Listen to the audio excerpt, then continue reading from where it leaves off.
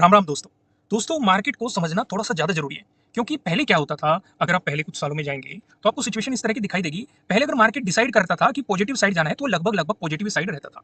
या market decide करता था नेगेटिव साइड जाना है तो वो लगभग लगभग नेगेटिव साइड रहता था। कभी कभी हाँ एक अलग चीज हो जाती है कि मार्केट ने रिवर्सल मार दिया या इस तरह की सिचुएशन, वो एक अलग चीज होती थी, लेकिन एक अलग केस होता था।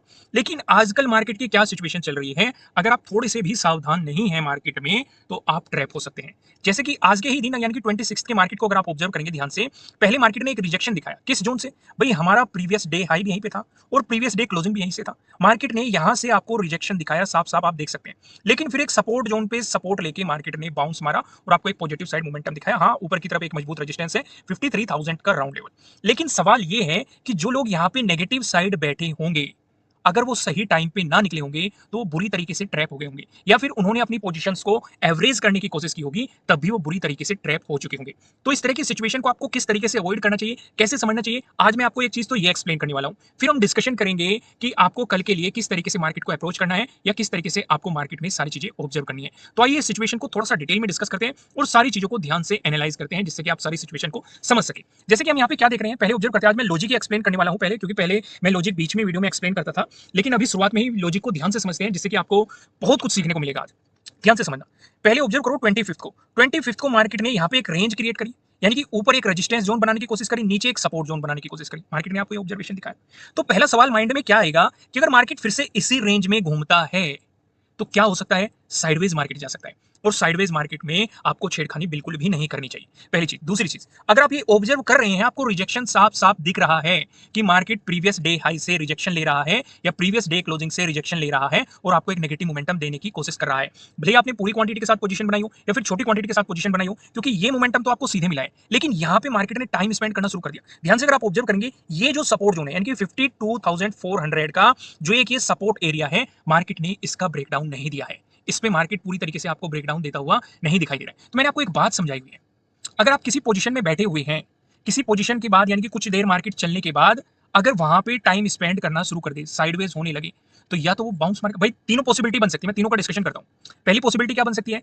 या तो वो साइडवेज ही रहेगा। साइडवेज ही रहेगा, इसका मतलब क्या है, इसका मतलब यह है कि आपका प्रीमियम नहीं बढ़ने का, तो आप तब भी लॉस में रहेंगे अगर आप पोजीशन में बैठे रहेंगे। ठीक है, खुद सोचो, ऐसी पोजीशन से काट देना चाहिए। दूसरी पॉसिबिलिटी क्या हो सकती है, वो रिवर्सल मार सकता है, सपोर्ट लेके बाउंस मार सकता है, इसमें भी आपका लॉस होगा। तीसरी पॉसिबिलिटी क्या है, वो ब्रेकडाउन दे सकता है। अगर वो ब्रेकडाउन देगा आपकी उसी डायरेक्शन में जिस डायरेक्शन में आप पहले से पोजीशन बना के बैठे थे, उसी डायरेक्शन में अगर वो ब्रेकडाउन देगा तो वो आपको फिर से अपॉर्चुनिटी देगा।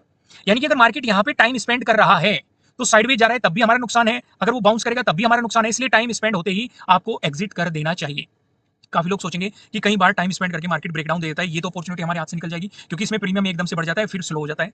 तो ऐसी सिचुएशन के लिए आप अपना एक स्टॉप लॉस डिसाइड करें। जैसे कि यहाँ पे आप देखेंगे आपको एक काइंड ऑफ ट्रेंड लाइन भी दिखाई देगी। अगर मार्केट इसका ब्रेकआउट दे रहा है, इसे रिटेस्ट करके प्राइस एक्शन बना रहा है, तो इसने भी आपको ये बता दिया है कि मार्केट में एक पॉजिटिव मोमेंटम या एक हल्का पुल्का मार्केट में उछाल आपको देखने को मिल सकता है।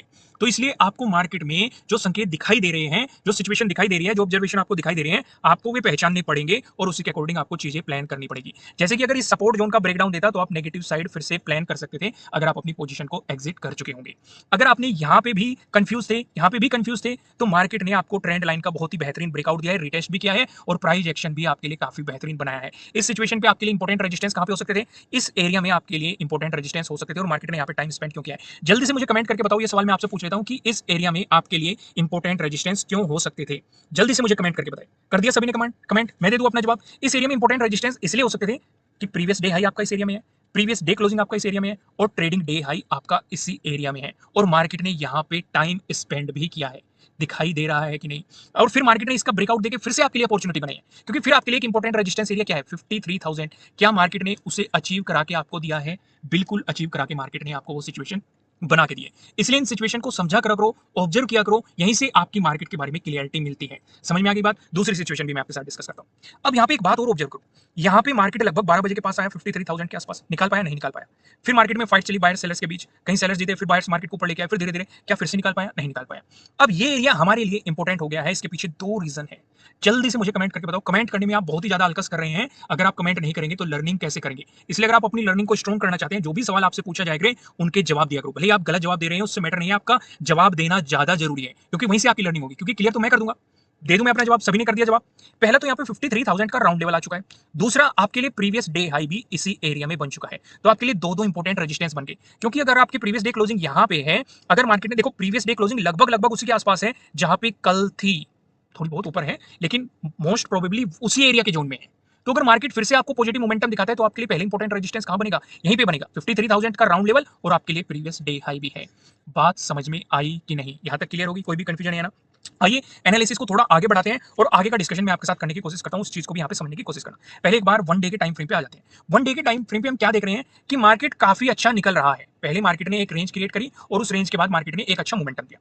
दूसरा, उससे पहले का भी थोड़ा सा ऑब्जर्व करो, यहाँ पे मार्केट में खिंचाव चल रहा था, प्रीमियम में उछाल नहीं आ रहा था, लेकिन मार्केट धीरे धीरे ऊपर जा रहा था। फिर इस ब्रेकआउट के बाद मार्केट काफी तेजी के साथ गया, फिर यहाँ पे टाइम स्पेंड किया, फिर इस ब्रेकआउट के बाद मार्केट फिर से काफी तेजी के साथ गया। दूसरी चीज ऑब्जर्व करो, जब जब इस तरह के ब्रेकआउट आ रहे हैं लगभग लगभग मार्केट 1000 पॉइंट के अराउंड मूव कर रहा है। अगर आप ध्यान से इस चीज को ऑब्जर्व कर पा रहे हैं कि नहीं? जब मार्केट ने ये खिंचाव पैदा किया, जब इसका ब्रेकआउट आया, तब भी मार्केट 1000 प्लस पॉइंट के आसपास मूव किया। फिर जब मार्केट ने यहाँ पे टाइम स्पेंड किया, फिर इसका ब्रेकआउट दिया, फिर भी मार्केट ने आपको यहाँ पे 1000 पॉइंट के अराउंड पास मार्केट ने आपको मूव दिया। तो इस सिचुएशन पे आप क्या देखेंगे? अगर मार्केट इस तरीके से मोमेंटम कर रहा है, फिर से अगर मार्केट यहाँ पे रेंज बनाने की कोशिश करता है, तो फिर से आप उस मोमेंटम के लिए उम्मीद करेंगे। जरूरी ये नहीं होता कि मोमेंटम पॉजिटिव ही साइड आए, ये मोमेंटम आप नेगेटिव साइड भी देख सकते हैं। कुछ एग्जांपल दिखा देता हूं मैं आपको। जैसे कि जब मार्केट में ये सिचुएशन चल रही थी, खिंचाव यही चल रहा था, जैसे यहाँ पे खिंचाव चला था, यहाँ पे भी आप देखेंगे खिंचाव चला था, लेकिन ये जो मोमेंटम आया ये नेगेटिव साइड आ गया। बात समझ में आई कि नहीं? यहाँ पे देखो, यहाँ पे खिंचाव चला था, लेकिन जब ये मोमेंटम आया पॉजिटिव साइड आया, तो यहाँ पे भी काफी अच्छे पॉइंट का मूव आया। समझ में आ गई? दोनों तरीके से बात समझ में आ गई। दोनों एग्जांपल मैंने आपके साथ एक्सप्लेन कर दिए। आइए अब सिचुएशन को थोड़ा और डिटेल में समझते हैं। मैं आपको लेके आता हूं 1 आवर के टाइम फ्रेम पे। अब इस सिचुएशन को ऑब्जर्व करते हैं अपने तरीके से। अब यहाँ पे अगर आप सिचुएशन को ऑब्जर्व करेंगे, क्या एक बार 15 मिनट के टाइम फ्रेम पे मैं आपको लेके चला जाऊं? वहां पे भी कुछ चीजें समझनी थोड़ी सी जरूरी है। ओके, 15 मिनट के टाइम फ्रेम पे चीजों को समझने की कोशिश करते हैं।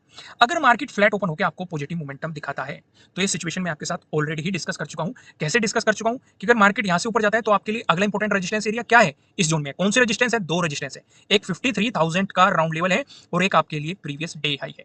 लेकिन अगर मार्केट फ्लैट ओपन होकर आपको नेगेटिव मोमेंटम दिखाता है, इस सिचुएशन पे आपके लिए जो एक इंपॉर्टेंट सपोर्ट एरिया बनेगा, एक तो सपोर्ट एरिया इसमें बनेगा, यानी कि 52,400 के अराउंड, क्योंकि आज भी मार्केट इस एरिया में काफी मजबूत सपोर्ट लेके बाउंस मारा है, क्योंकि बायर्स में काफी अच्छी बाइंग आपको यहाँ पे आती हुई दिखाई दी। दूसरी चीज, अगर आप देखेंगे इस एरिया में पहले भी फाइट हो चुकी है, यानी कि पहले दिन भी मार्केट में बायर्स और सेलर्स के बीच फाइट हो चुकी है। तो इंपॉर्टेंट सपोर्ट एरिया क्या रहेगा? ये अगर इसका ब्रेकडाउन मिलता है तो जो ये आगे आपको एक्सटेंड करने हैं, जो पहले रेजिस्टेंस थे, ब्रेकआउट मिलने के बाद इनकी सपोर्ट की तरह एक्ट करने की पॉसिबिलिटी बढ़ जाएगी, फिर ये सपोर्ट की तरह आपके लिए एक्ट करेंगे। इनका ब्रेकडाउन मिला तो आपके लिए नीचे एक और ये सपोर्ट जोन हो जाएगा। हालांकि यहाँ पे तो मार्केट काफी दूर में जाएगा या काफी बाद में जाएगा, तब इसका डिस्कशन तब कर लेंगे, लेकिन वापस आते समय आपके लिए ये एक इंपॉर्टेंट सपोर्ट जोन हो सकते हैं। इन पे आप थोड़ी सी खास नजर रखेंगे या थोड़ा सा ध्यान ज्यादा रखेंगे। यहां तक बातें क्लियर हुई कि नहीं? बातें समझ में आ गई यहां तक?